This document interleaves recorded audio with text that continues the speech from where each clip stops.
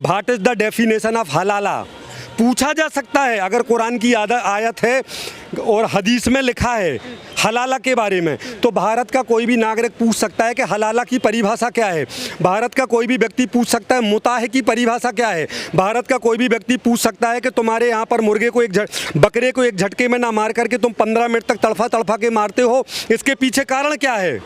कोई भी व्यक्ति कुर्बानी, मुताह, 3 तलाक और इन सब हलाला के बारे में पूछ सकता है। अगर तुम्हें उसके पूछने से ऑब्जेक्शन होता है तो तुम्हें उन कागज़ों को फाड़ के फेंक देना चाहिए। अगर रहेंगे तो प्रश्न उठेंगे, अगर रहेंगे तो प्रश्न उठेंगे भी और लोग उसके बारे में जानकारी भी चाहेंगे। नुपुर शर्मा ने कुछ भी गलत नहीं कहा, इसलिए इस प्रकार का माहौल बनाया जा रहा है। इतना डरा दो, इतना डरा दो, गर्दनें काट काट के इतना डरा दो कि कभी ज़िंदगी में कोई भी हिंदू व्यक्ति एक भी प्रश्न खड़ा ना कर सके। अगर इस प्रकार से गले काटे जाते होते तो हिंदू धर्म के बारे में पिछले 50 सालों से हम लगातार सुनते आ रहे हैं, एक भी मुसलमान बाकी नहीं रहेगा भारत में रहने वाला। कोई शंकर के बारे में, कोई पार्वती के बारे में, कोई राम के बारे में, कोई राधा के बारे में कितना उल्टा सीधा बोलते हैं, फिर तो उनका एक का भी जिंदा रहना मुश्किल हो जाता। परंतु हिंदुओं के घर में हमारी संस्कृति में मारकाट नहीं सिखाई। हमारे यहाँ बड़े प्रेम से, जैसे आप लोगों को याद होगा, अभी मंडी हाउस से जंतर मंतर हिंदुओं ने जुलूस निकाला था, लगभग 1.5 लाख लोग थे, मगर कोई भी भारत का व्यक्ति कह देगा कि किसी की साइकिल को भी पंचर किया गया, कुछ नहीं, बड़ी शांति के साथ। जबकि इनने तो गर्दनें उतार दी और जिनकी नहीं उतरी है, ऐसे भारत के लाखों लोगों के पास फरमान जारी हो चुका है, उनके घर में फ़ोन आ चुके हैं कि बेटा तुम भी तैयार रहना, तुम्हारी भी हम गर्दन काटेंगे, तुम भी तैयार रहना, तुम्हारी भी गर्दन काटेंगे। हम मन में सोचते हैं जो कौन सा राज चल रहा है, कौन सा राज चल रहा है। मोदी योगी जैसे नेताओं को, इन लोगों को या तो इतने कड़क कानून बनाना चाहिए, यह भारत के लचर कानून के कारण यह दुर्दशा और इन गुंडे मवालियों की इतनी हिम्मत बढ़ रही है, वरना किसी की ताकत हो नहीं सकती। यह भारत में ही क्यों होता है, निष्कारण, निष्कपट, बिना किसी गलती के किसी की भी गर्दन चैलेंज के साथ काट देना। काटने वाले ने यह भी कहा था कि अल्लाह से हमारी गुजारिश है कि हमारी यह तलवार मोदी की गर्दन तक भी पहुंचे। इनकी हिम्मत तो देखो आप। और ऐसे गद्दार अब साले जेलों में रहेंगे और 20 साल तक खूब आलू के पराठे खाएंगे, बिरयानी खाएंगे, फुल मज़े मारेंगे। हमने तो सुना है भारत की इन जेलों में शराब से लेके फुल फैसिलिटी सब व्यवस्थाएँ हो जाती हैं, उनको तो वरदान जैसा मिल जाता है। मतलब जेलों में रख करके कोई इनका शत्रु इनको मारना भी चाहे तो उनको बचाने के लिए भारत की जेल में रख दिया जाता है। अरे इन सालों को तो तत्काल में निपटाओ ना, पब्लिक के बीच में छोड़ दूँ। ऐसे लोगों को जिंदा रखने का मतलब हर साल करोड़ों अरबों रुपए सरकार का और देश के टैक्स पेयर जो लोग टैक्स देते हैं उनके पैसे को बर्बाद करना है। इनके जिंदा रहने का मतलब क्या है। अभी लगातार कितने दिनों से अपन देख रहे हैं पटना में हज़ारों लोग पकड़े गए, जिनको बाकायदा पाकिस्तान से संचालित यहाँ पर PFI के लोग, उनको आतंकवाद की ट्रेनिंग, मैं प्रमाण के यह बात है, हज़ारों लोग पटना में, भारत में किसी भी दिशा में आप 30 किलोमीटर चले जाओ, ऐसे आतंकवाद की ट्रेनिंग संचालित है। हम सभी लोग बारूद के ढेर पर बैठे हैं। आपके मोहल्ले में रहने वाले कौन से मुल्ले ने कितने आतंकवादियों को किराए से कमरा दिलवा रखा है कोई नहीं जानता। कि सकरपुर में कितने आतंकवादी हैं, कि लक्ष्मी नगर में कितने हैं, कि निर्वाण विहार में कितने हैं, कि राजेंद्र नगर में कितने हैं, कोई नहीं जानता। कि एक रहने वाला कितनों को अपने साथ में लेके आया, अभियान बहुत ज़ोरों से चल रहा है। अभी आपको पता होगा मानेसर के कुछ जाट लोगों ने, उन लोगों ने पंचायत की कि अपने यहाँ पर, वहाँ पर जो झुग्गी झोपड़ी बनी है वो लोग कौन है आज पता लगाओ, क्योंकि अपने हिंदुओं के पास तो डंडा भी नहीं है। वहाँ तो सबके पास, साइकिल रिक्शा चलाने वालों के पास भी AK-47 मिल जाएगी, क्योंकि 55 देश वालों ने कह के रखा है जो इस्लाम कंट्री है कि तुम तो गले काटते जाओ, तुम्हारा केस भी हम लड़ेंगे, तुम्हें AK-47 भी भिजवाएंगे, बम बारूद सब कुछ तुम्हें हम देंगे। वो काटने वालों को 2 दिन पहले वो करोड़ों का पेमेंट भी घर वालों को कर देते हैं। उदयपुर का ऐसे ही नहीं हो गया, जिनने भी गर्दन काटी है उनके परिवार को इनने 2-5 करोड़ पेमेंट कर दिया होगा कि चिंता मत करना। और गर्दन कटना बोले तुम धर्म के अनुसार है, बहुत पवित्र काम करने जा रहे हो, जितना तड़फा तड़फा के मारोगे उतना बड़ा स्वर्ग मिलेगा और 72 हूरें तुम्हारा इंतजार करेंगी। मतलब 5 करोड़ घर वालों को पहले से मिल जाते हैं, फिर बाद में 72 हूरें मैं शराब के इंतजार करने में लगी हैं। आप विचार करो, वो धर्म के नाम पर मारते हैं, वो इसको बहुत बड़ा धर्म मानते हैं। और उन्होंने कहा मरते कि दुआओं में याद रखना। पहले तो हमें लगता था 1-8% ऐसे होंगे, अब 101% दुआओं में याद रखने वाले हैं। क्योंकि याकूब मेमन की आपने देखा होगा उस समय उसकी अंतिम यात्रा में बाबा साहब ठाकरे से भी ज़्यादा लोग थे। बिल्कुल अंतर नहीं है, सबके सब एक जैसे ही हैं 101%। कैसे सिद्ध हो जाता है? तुम लोग बात बात में भारत में फतवा जारी कर देते हो, हर जगह फतवा फतवा फतवा, इनके फतवों से तो लोगों के प्राण ही निकलने वाले हैं। मगर एक तरफ तुम धीरे से कह देते हो 4 हिंदुओं के सामने गलत हुआ है, गर्दन तो गलत काटी, गर्दन तो गलत काटी, अकेले में लड्डू बांटते हो, बाद में लड्डू बांटे जाते हैं। हम जब जाने अगर कन्हैया लाल और उमेश कोले की गर्दन गलत काटी है तो 4 मुसलमानों को हम देखते दिल्ली की सड़कों पर जो फतवा जारी करते और वहाँ पर निंदा करते, निकलते मंडी। अगर जो हिंदुओं का 1.5 लाख लोगों का जुलूस निकला है, यह मुसलमानों का निकलता तो हमारी छाती में सबसे बड़ा स्थान मुसलमानों को होता। पूरे भारत में कहीं भी 4 मुसलमानों ने मिलकर के सड़कों पे आकर के कन्हैया लाल और उमेश कोले की गर्दन कटने वाली हत्या की निंदा नहीं की। हम कैसे माने कि कुछ मुसलमान अच्छे होते हैं? सब एक जैसे ही होते हैं, यह मानसिकता प्रत्येक हिंदू को बना लेना चाहिए। और मोदी योगी जैसे नेताओं का इनका हमने खूब सपोर्ट किया बिना किसी पार्टी के होके। अब हमें शंका है कि आरएसएस के 20 करोड़ है किस काम के? तुम गिनती तो गिनाते रहते हो, 20 करोड़ है, 25 करोड़ होगा, 30 करोड़ हो गए। और यहाँ पर बीजेपी के इतना स्पष्ट बहुमत है, 20 राज्यों में तुम्हारी सरकार है। हम नहीं कहते किसी निर्दोष को सताओ, किसी निर्दोष व्यक्ति को मारो, परंतु लगातार गर्दनें काटने के बाद पीएफआई के लोग कम से कम 100 जगह पकड़े गए जहाँ पर उनके आतंकवाद के सेंटर चलते थे। इतने प्रमाण मिलने के बाद भी उनको बैन क्यों नहीं किया जाता? उनके मुखिया जो उनके मंत्री हैं, जो अध्यक्ष हैं, उसके प्रधान हैं, इन लोगों को पकड़ के जेलों में क्यों नहीं ठूंसा जाता? तो इन पर डाउट होता है कि क्या मतलब है, इससे बढ़ के बहुमत तुम्हें कम मिलेगा। इतने राज्यों में तुम्हारी सरकार है, सब कुछ तुम्हारे फेवर में है, फिर भी कोई हिंदू तुमसे अलग से मांग नहीं कर रहा है। वह कहता है इन गर्दन काटने वालों को तत्काल में लटकाओ। अगर पब्लिक के बीच में इनको मरने को नहीं छोड़ सकते हो तो कम से कम फांसी पर तो लटकाओ। जब तक ये गद्दार साले जिंदा रहेंगे, करोड़ों रुपए भारत के टैक्स पेयर लोगों का वह खर्चा कराएंगे, आलीशान जिंदगी जिएंगे। इनको 1 मिनट भी जीने का अधिकार नहीं है होती हैं। अच्छा जैन साहब, मैं देख रही हूँ लगातार गिरफ्तारी, जेल की, बैन की आप बात कर रहे हैं।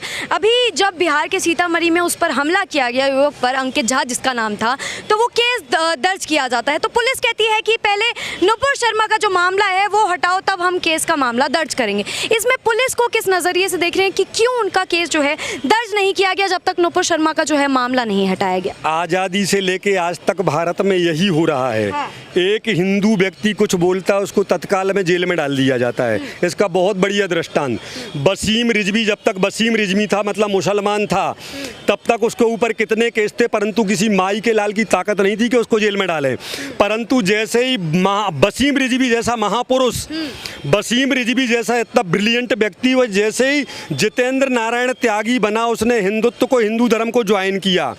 कुछ दिनों के बाद ही, जबकि उसने धर्म संसद में जो कुछ कहा था उसने 100% सत्य कहा था, उसको तत्काल में जेल में डाल दिया। उसको एक आध वहाँ अटैक भी आ गया, मरणासन स्थिति में है, कम मर जाए, अब उसके बारे में कुछ नहीं कहा जा सकता। जिनको छोड़ के आया था उसको मजबूरी में उसी घर में वापस जाना पड़ा। आप विचार करो, जब तक वसीम रिजवी था उसका कोई बाल बांका करने वाला भी नहीं था। जैसे ही जितेंद्र नारायण त्यागी बना, हिंदू बना, तत्काल उसको जेल में डाल दिया। यही तो हम इन नेताओं से कहना चाहते हैं, बीजेपी और आरएसएस वालों से। तुम्हें हिंदुओं ने जिताया इसलिए है, तुम प्रधानमंत्री मुख्यमंत्री बने ही हिंदुओं की तरफ से हो। हे बीजेपी आरएसएस वालों, सुन लो, भारत में कहीं भी तुम्हें मुसलमानों का एक भी वोट नहीं मिलता। कितने ही तुम सबका साथ, सबका विकास, सबका विश्वास, सब कुछ कर लो, 1400 सालों से लगातार गर्दनें कट रही हैं, आगे भी कटती ही रहेंगी, क्योंकि वह लोग, उनका फरमान जामा मस्जिद से शुरू होता है। गर्दनें कटने के बाद भी उनके परिवार के लोग कैसे तड़प तड़प के मरने को मजबूर हैं बेचारे। वह जिंदा तो है कन्हैया लाल और उमेश कोले के घर के लोग, परंतु हमें पता है उनकी दिन और रात कैसे कटती है। ना भोजन में आनंद आता है, किसी चीज़ में आनंद नहीं आता। वहाँ पर वह जब डिबेट में यहाँ पर बैठते हैं, असदुद्दीन ओवैसी की पार्टी के, सपा के, बसपा के और भी लोग, मालूम है, हंस हंस के वह उत्तर देते हैं, हंस हंस के उत्तर देते।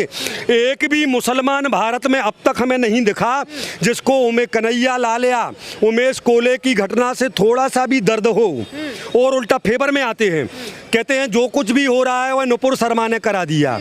तो जो आज के पहले गोविंद सिंह जी गुरुजी के साथ हुआ था, एक बच्चे को कढ़ाई में तल के मारा था, उनके भाई या बेटे को, एक को रुई में लपेट के जिंदा जला के मारा था, एक को आरी से चीरा था, एक को दीवार में चुना था, तब भी नुपुर शर्मा का बयान आया गया था।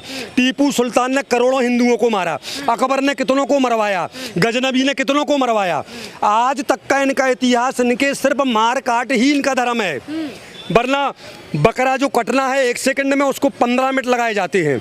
यह तड़फा के मारने वाला है, कौन सा धर्म है? संसार का कोई भी भगवान होता है दया, क्षमा, करुणा, प्रेम, वात्सल्य की बात करता है। भगवान, कोई भगवान नहीं कहता कि इसको तड़फा के मारो। उसी कुर्बानी की आदत के कारण इनके बच्चे 8 साल की उम्र में ट्रेंड हो जाते हैं। एक ने कहा भी था, बोले 8 साल की उम्र में हमने कुर्बानी दी थी। 8 साल की उम्र में सैयद रिजवान अहमद ने कहा, बोले छींटे हमारे मुंह पे भी आए, हमारे कपड़ों पे भी आए। वो कुर्बानी रखी इसलिए गई है, 1000% सत्य है। कोई धर्म नहीं है उसको बना दिया गया, जो चाहे सो लिख दो। क्यों रखा? कुर्बानी के बहाने गला काटना 8 साल की उम्र से ही सीख जाएं, अच्छा, इसलिए व्यवस्था रखी है वह। अच्छा, बीच में एक सवाल लेना चाहूंगी। लगातार आप काटने की बात करें, मारने की जो वो बातें करते हैं, इसी बीच गला काट गैंग का जो कोहराम है अगर मैं कहूँ तो वो लगातार दिख रहा है, हत्याएं लगातार हो रही है। इस गैंग को किस नजरिए से देखते हैं, क्या नजरिया है देखने इसी नजरिए से देखते हैं। भारत में रहने वाले प्रत्येक इन मुल्लाओं से डरना नहीं चाहिए, इनकी औकात हमें पता है। आज तक 1400 साल में गर्दनें इनने दोस्त बन के काटी हैं। उमेश कोले ने भी, उमेश कोले की जिसने अमरावती में गर्दन काटी है, पता है आपको? वह आर्थिक रूप से हिंदू है। उमेश कितना उस अपने मुसलमान मित्र का सहयोग करता था, खूब सहयोग करता था। कन्हैया लाल भी खूब सहयोग है। गद्दार साले दोस्त बन के ही करते हैं, भ्रम में मत रहना। सबके, चाहे पृथ्वीराज चौहान से लेके सबके साथ इनने धोखा ही किया है। संस्कार वही हैं, मदरसों से लेके सब जगह वही रामायण चालू है। अर्जेंट में पूरे मदरसों की और हमारी तरफ से तो पूरे मुसलमान घरों की जांच करो। भारत की आर्मी और पुलिस से ज़्यादा भी इनके एक साइकिल रिक्शा चलाने वाले मुसलमान के पास भी कोई एक से AK-47 मिल जाए। ये तैयारी किस चीज़ की है? मानेसर वालों ने थोड़ा धमकाया तो जो वहाँ पर झुग्गी झोपड़ी में म्यांमार और रोहिंग्या दुनिया भर के लुच्चा लफंगा बेईमान जे गद्दार डकैत साले जे यहाँ भगाएगा, वहाँ डंडा दे के भगाया वहाँ से इनको, वह वहाँ रहते थे। एक बार उनने पंचायत करी कि चलो सालों के आधार कार्ड देखो, पूरा खाली हो गया। देखा आपने? राजवीर तो वीडियो बना के भी लाया। हर जगह भारत के एक छोटे से छोटे गांव में, छोटे से छोटे गांव में पाकिस्तान के द्वारा संचालित PFI के द्वारा संचालित भारत के प्रत्येक गांव में इस प्रकार से आतंकवाद के सेंटर मिल जाएंगे। स्ट्रिक्ट अगर कानून नहीं कर पा रहा है तो हिंदुओं को थोड़ी छूट देना चाहिए, छूट देना चाहिए। वो तो चैलेंज के साथ अकबरुद्दीन ओसी कहता है उसका भैया कि 15 मिनट को बोले भारत की पुलिस आर्मी को रोक दो, हम 15 करोड़ तुम 100 करोड़ का क्या करेंगे? और ये हमारा हिंदू तो एक बच्चा मालूम है कौन सी संस्कृति में पढ़ता है? 1 मिनट सुनना आप। हर हिंदू बच्चा बचपन से सीखता है, बहा दो प्रेम की गंगा दिलों में, प्रेम का सागर, हमें आपस में मिलजुल कर प्रभु रहे ना सिखा देना, हमें आपस में मिलजुल कर प्रभु रहे ना सिखा देना। और एक लाइन और, हिंदू बच्चा कैसे पैदा होते साथ सीखता है? माता पिता सिखाते हैं, वतन के वास्ते जीना, वतन के वास्ते मरना, वतन के वास्ते जीना, वतन के वास्ते मरना, वतन पर जान फिदा करना, प्रभु हमको सिखा देना। हिंदू बच्चे को बचपन से सिखाया जाता है कि बेटा आर्मी में जाके अधिकारी बनना, आर्मी में जाकर के वहाँ पर भयंकर ठंड के दिनों में और गर्मियों के दिनों में अपने प्राणों का बलिदान कर देना अपने देश की रक्षा के खातिर। और यहाँ मदरसों में और मस्जिदों में क्या सिखाया जाता है कि बेटा शरीयत के लिए, कुरान के लिए देश को भी, पूरे देश में आग लगा देना और सब जगह शरीयत की रक्षा की खातिर पूरे देश के लोगों की गर्दनें काट के प्लान कर देना। अंतर देख रहे हैं आप संस्कृति?